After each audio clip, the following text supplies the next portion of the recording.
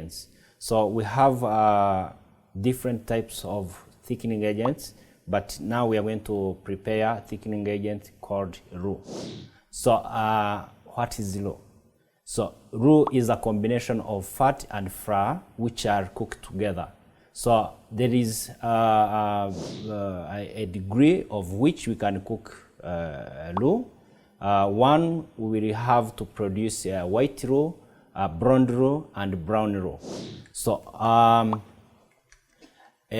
white roux is usually for white sauces such as bechamel sauce.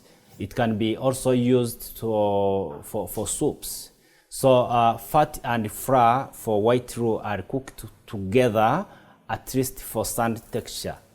So then when we talk about brown roux, the brown roux is used for velouté sauces, and it can be also used for soups. So brown roux, fat and flour are cooked together, the same preparation of white roux, and little longer than white roux. Then brown roux, it's also used for thickening agents such as brown sauces and soups. So brown roux ingredients are cooked together the same as white roux and brown roux, but a little longer than brown roux.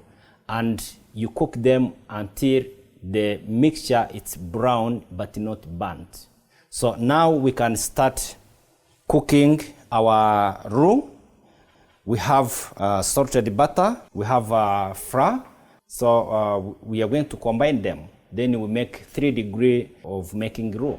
My ingredients are ready for preparation. So I have unsalted butter, and please remember to take the notes. So I have to melt my salted butter first.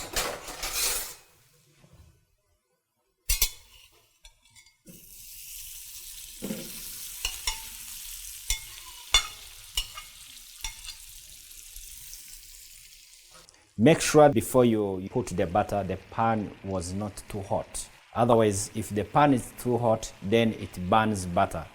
Then it can't produce those different stages of roux.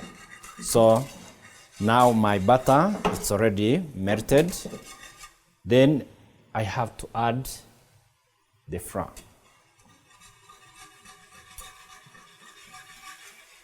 Slowly by slowly.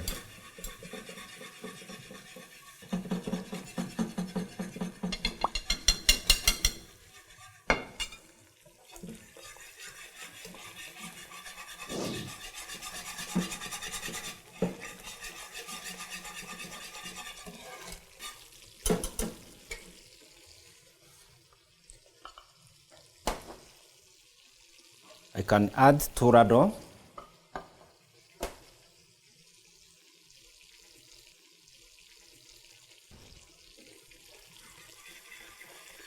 If the paste of roux is still softy, you can add some flour to make it paste. Or if it's too thick, you can add some butter to make it soft again. So sometimes if measurement can go wrong, so you can correct it by either adding flour or either adding butter, so to make it the paste.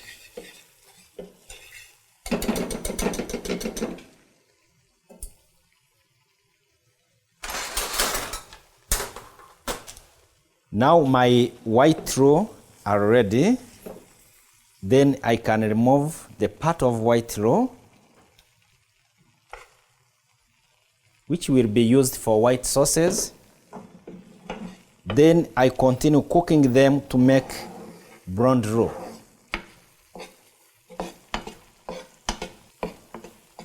The more you cook your roux, the more it brings aroma, taste, and aroma flavor into food preparation. Remember, This is a thickening agent.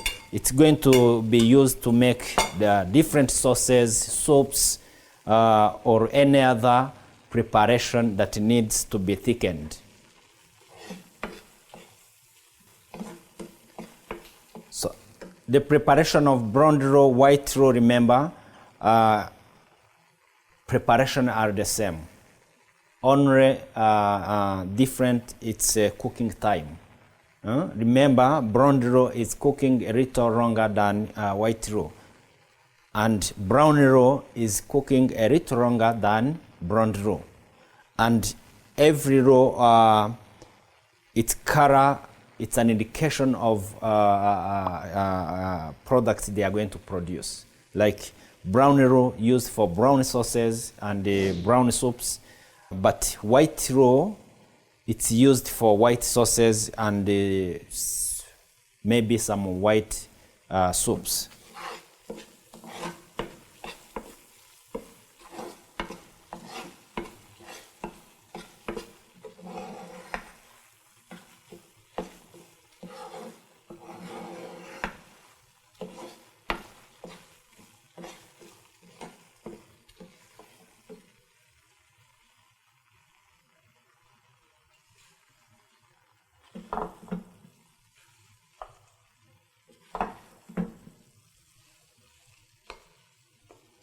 So you can see brown roux, not the same color with the white roux. Of course, almost similar, but different color. Even flavor are not the same. Are not the same. This one, it's more flavor of nuts, aroma. And this one, it's still more of flour and butter. You can see there is some more flavor of butter inside. Then here we have brown roux. So you can see the color are different. It's too brown. It's too brown. So remember, the brown roux, it's used for brown sauces and the brown soups. So here we have our white roux. White roux normally used for white sauces, such as bechamel sauce. Then here we have brown roux. Brown roux, it's used for also for white sauces and soups. It's a bit browned. You see, it's almost gold, and it's cooked a bit longer than white roux. And we have brown roux that has a strong flavor of nuts, aroma, and the brown roux can also use to make brown sauces and brown soups. So now we are going to see the production of mother sauces that can be produced, and some of our mother sauces will be have roux as one of ingredients and thickening agents.